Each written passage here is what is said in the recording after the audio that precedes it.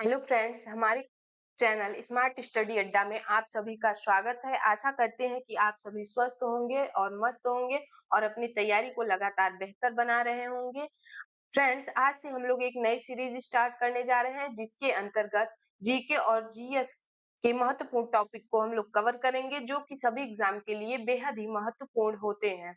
आइए फ्रेंड्स, आज हम इकोनॉमिक्स के अंदर महत्वपूर्ण क्रांतियां कवर करेंगे जो कि कृषि क्रांति पर होंगे। इसमें हरित क्रांति एवं श्वेत क्रांति को भी हम लोग अच्छे से कवर करेंगे और इस क्लास से हर एक एग्जाम में एक क्वेश्चन आपको देखने को जरूर मिलेगा। आइए फ्रेंड्स, क्लास को शुरू करते हैं। हरित क्रांति की शुरुआत के लिए क्यों आवश्यकता पड़ी, हम इस बारे में समझते हैं कि भारत में उस समय भूखमरी बहुत ही ज्यादा थी और उपज बहुत कम होते थे। इसलिए सरकार ने यह निर्णय लिया और कुछ वैज्ञानिकों ने कि हरित क्रांति शुरू करेंगे। हरित क्रांति का लक्ष्य यह था कि अच्छी से अच्छी और ज्यादा से ज्यादा पैदावार करेंगे अलग अलग बीजों का रोपण करके, जिससे कि भूखमरी को मिटाया जा सके और देश को खाद्यान्न के लिए आत्मनिर्भर बना सके। हरित क्रांति की शुरुआत तीसरी पंचवर्षीय योजना के दौरान हुई थी। तीसरी पंचवर्षीय योजना का कार्यकाल 1961 से 1967 था। हरित क्रांति का शुरुआत वर्ष जो था 1966 से 1967 था और सेकंड जो हरित क्रांति की शुरुआत हुई थी 1977 से 1978 में हुई थी। भारत में हरित क्रांति के जनक के रूप में डॉक्टर एम एस स्वामीनाथन को जाना जाता है। डॉक्टर एम एस स्वामीनाथन का पूरा नाम है मनकोम्बू संबाशिवन स्वामीनाथन। इनके कार्यों से प्रभावित होकर इन्होंने जो हरित क्रांति में योगदान दिया था उसके लिए भारत सरकार ने इन्हें 1972 ईस्वी में पद्म भूषण से सम्मानित किया था। हरित क्रांति हरित क्रांति को सफल बनाने के लिए कुछ महत्वपूर्ण बातों का ध्यान रखा गया, जिसमें कि पहला है HYV यानी कि हाई यील्ड वैरायटी के सीड्स। दूसरा, रासायनिक उर्वरकों एवं कीटनाशकों का प्रयोग। तीसरा, आधुनिक तकनीकों अर्थात मशीनरी का प्रयोग किया गया। विश्व में हरित क्रांति के जनक के रूप में डॉक्टर नॉर्मन ई बोरलॉग को जाना जाता है। ये डॉक्टर नॉर्मन बोरलॉग जो थे, ये संयुक्त राज्य अमेरिका के निवासी थे और परंतु इन्होंने जो है शोध अपना मैक्सिको में पूर्ण किया। इन्हें हरित क्रांति में जो इन्होंने योगदान दिया था उसके लिए शांति के क्षेत्र में नोबेल पुरस्कार दिया गया जो कि 1970 में दिया गया था। सर्वप्रथम हरित क्रांति शब्द का प्रयोग डॉक्टर विलियम गार्ड ने किया था। हरित क्रांति का प्रभाव विशेषकर गेहूं एवं चावल पर पड़ा था। HYV का फुल फॉर्म एग्जाम में पूछे जाते हैं फ्रेंड्स। इसका पूरा है full form high yield variety यानी उच्च पैदावार वाली किस्म के बीज। जो है कि हरित क्रांति के दौरान गेहूं की उपज इतना ज्यादा हो गई थी कि हम हरित क्रांति को गेहूं क्रांति के नाम से भी जानने लगे थे।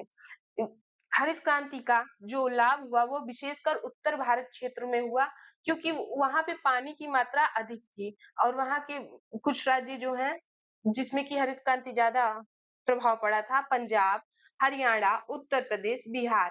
एकमात्र राज्य था जिस पर कि हरित क्रांति का बहुत अच्छा प्रभाव पड़ा दक्षिण भारत में, वो तमिलनाडु था। दक्षिण भारत में आप लोग समझ लेंगे ये।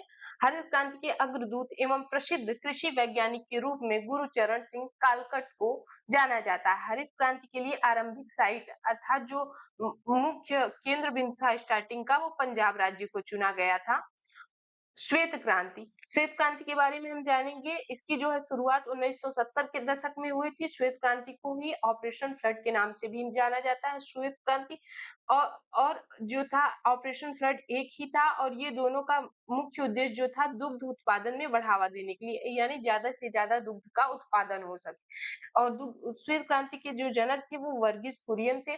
श्वेत क्रांति को 3 चरणों में पूरा किया गया। इन 3 चरणों में अलग अलग लक्ष्य निर्धारित किए गए, जिसको पाने के लिए अलग अलग मुहिम चलाई गई, जिससे कि दूध के उत्पादन में ज्यादा से ज्यादा बढ़ोतरी हो सके और वो दूध भारत में सप्लाई किए जा सके अलग अलग क्षेत्रों में। पहला चरण जो है 1970 से 1980 के दशक में, दूसरा 1980 से 1985 और तीसरा जो है 1985 से 1995 के बीच में हुआ। आइए फ्रेंड्स, हम लोग महत्वपूर्ण क्रांतियां एवं उनसे संबंधित क्षेत्र और उनके जनक के बारे में जानते हैं। श्वेत क्रांति का संबंध दुग्ध उत्पादन से है। श्वेत क्रांति के जनक वर्गीज कुरियन है। हरित क्रांति का संबंध खाद्यान्न उत्पादन से है। भूरी क्रांति का संबंध कोको एवं चमड़ा उत्पादन से है। कोको पाउडर जो होता है भूरा कलर का होता है, इससे आप भूरी क्रांति को समझ सकते हैं। रजत क्रांति अंडा एवं कुक्कुट उत्पादन से है। जनक इंदिरा गांधी। रजत क्रांति के जनक के रूप में हम लोग इंदिरा गांधी को जानते हैं फ्रेंड्स। गुलाबी क्रांति झींगा उत्पादन। झींगा एक मछली होती है, प्याज और फार्मास्यूटिकल्स उत्पादन से संबंधित है और गुलाबी क्रांति के जनक के रूप में दुर्गेश पटेल को जाना जाता है। नीली क्रांति मत्स्य उत्पादन फिशिंग से संबंधित है। इसके जनक हीरालाल चौधरी एवं डॉक्टर अरुण कृष्णन है। काली क्रांति पेट्रोलियम उत्पादन से संबंधित है। सदाबहार क्रांति कृषि के समग्र विकास से एवं जैविक कृषि को प्रोत्साहन देने से संबंधित है। सदाबहार क्रांति शब्द का सर्वप्रथम उपयोग एम.एस. स्वामीनाथन ने किया था। पीली क्रांति तिलहन खाद्य तेलों से संबंधित है। इसके अंतर्गत विशेषकर सोयाबीन, सरसों, मूंगफली, सूरजमुखी के जो तेल होते हैं उनका उत्पादन किया जाता है। इनका उत्पादन करके तेल बनाया जाता है। और पीली क्रांति के जनक जो हैं वो सैम पित्रोदा है। ग्रीन गोल्ड क्रांति चाय उत्पादन से संबंधित है। कृष्ण क्रांति बायोडीजल से संबंधित है। लाल क्रांति टमाटर एवं मांस से। टमाटर एवं मांस जो है लाल कलर के होते हैं, इससे आप समझ सकते हैं कि लाल क्रांति जो है टमाटर एवं मांस उत्पादन संबंधित है। लाल क्रांति के जनक विशाल तिवारी है। सैफ्रॉन क्रांति केसर से संबंधित है। केसर उत्पादन से। सुनहरी क्रांति फल एवं शहद उत्पादन से संबंधित है। परामनी क्रांति भिंडी उत्पादन से। भिंडी जब मनी रहेगी तभी आएगी, इससे आप समझ सकते हैं। गोल क्रांति आलू गोल होती है, तो गोल क्रांति जो है आलू से संबंधित है। गोल्डन फाइबर क्रांति जूट उत्पादन से संबंधित है। सिल्वर फाइबर क्रांति कपास उत्पादन से। कपास उत्पादन को हम लोग कॉटन से जानते हैं, कॉटन बनता है कपास से। हरित सोना क्रांति बांस उत्पादन से संबंधित है। स्वर्ण क्रांति शहद एवं बागवानी उत्पादन से संबंधित है। स्वर्ण क्रांति के जनक के रूप में निरफक्तु तेज को जाना जाता है। अमृत क्रांति नदी जोड़ परियोजना से संबंधित है। नदी जोड़ परियोजना, इसमें जैसे कुछ महत्वपूर्ण परियोजनाओं को हम जान सकते हैं, जैसे कि केन बेतवा नदी जोड़ो परियोजना, नर्मदा छिप्रा लिंक नदी जोड़ो परियोजना। और स्लेटी या ग्रे क्रांति उर्वरक उत्पादन से है। स्लेटी एवं ग्रे क्रांति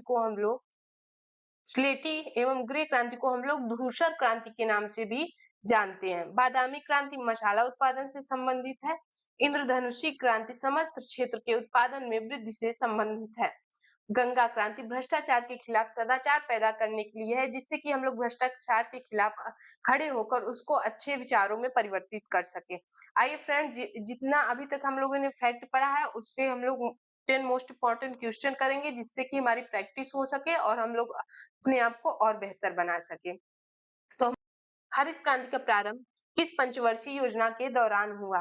तो हरित क्रांति का प्रारंभ प्रथम पंचवर्षीय योजना, द्वितीय पंचवर्षीय योजना, तृतीय पंचवर्षीय योजना या चौथी पंचवर्षीय योजना के दौरान? इसका राइट ऑप्शन होगा तीसरी पंचवर्षीय योजना के दौरान हो। श्वेत क्रांति का संबंध किससे है? श्वेत क्रांति का संबंध अंडा उत्पादन से है, कुक्कुट उत्पादन से, दुग्ध उत्पादन के खाद्यान्न उत्पादन से। इसका राइट ऑप्शन होगा दुग्ध उत्पादन से संबंधित है। और श्वेत क्रांति के जनक जो है वर्गीज कुरियन थे।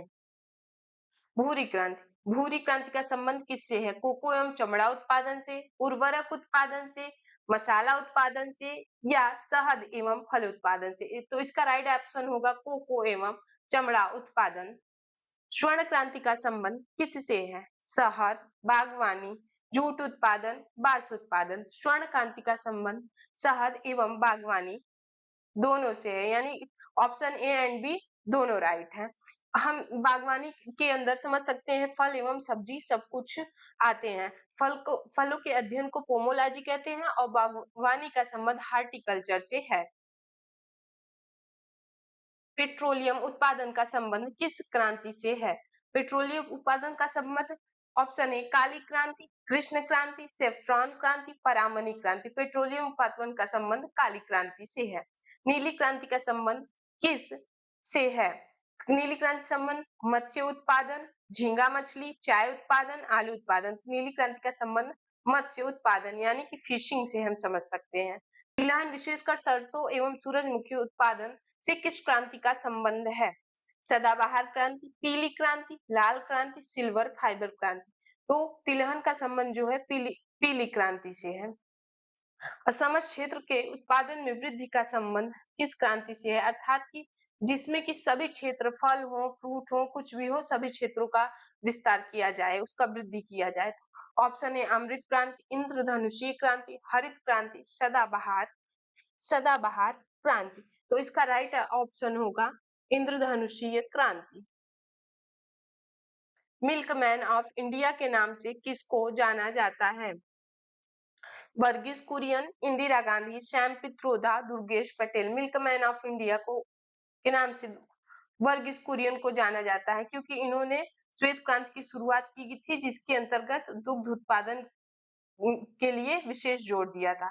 प्रधानमंत्री नरेंद्र मोदी एवं अरुण जेटली को किस क्रांति के जनक के रूप में जाना जाता है? प्रोटीन क्रांति, लाल क्रांति, स्वर्ण क्रांति या नीली क्रांति। तो हम इसका राइट ऑप्शन होगा प्रोटीन क्रांति।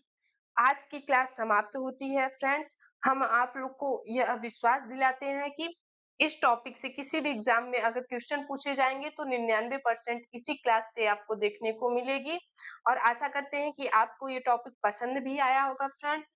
ऐसे ही अपनी जानकारी को बढ़ाने के लिए और अपनी तैयारी को और बेहतर बनाने के लिए हमारे चैनल स्मार्ट स्टडी अड्डा से आप लोग अवश्य जुड़े। धन्यवाद।